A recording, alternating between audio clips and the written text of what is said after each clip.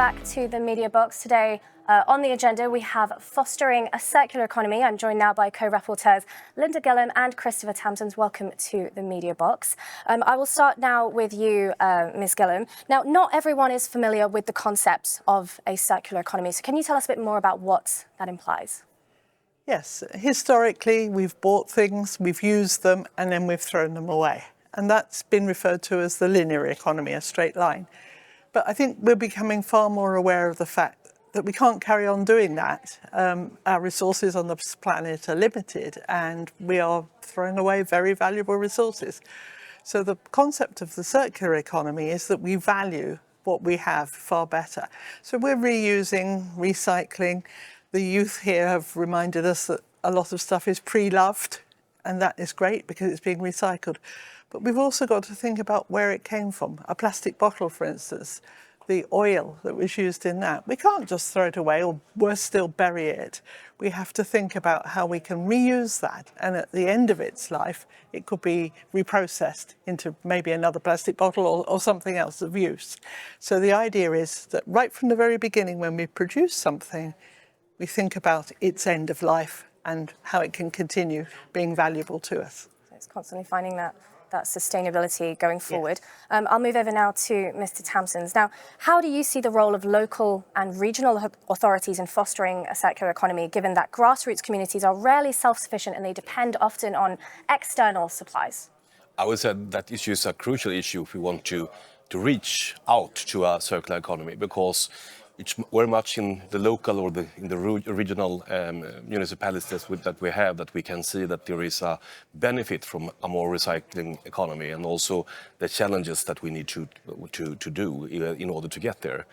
For instance, we need to work with the right kind of infrastructure and put that in place when it comes to recycling facilities and when it comes to building the right kind of mobility within our cities and in our regions when it comes to public transport and so on.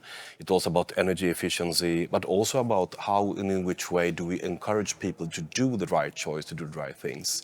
And that can be done in so many ways. And we have municipalities and we have regions that are tendering a lot of things. Just by using public procurement in a better way, when encouraging more of a recycling thinking, recycling economical thinking, I think will be some ways to actually to get there in a better way. And in that way also not only encouraging people to do the right choices and enable us to have more sustainable development in municipalities and regions. We will also encouraging, I would say, more of small and medium-sized companies to emerge and to be able to establish themselves within this area.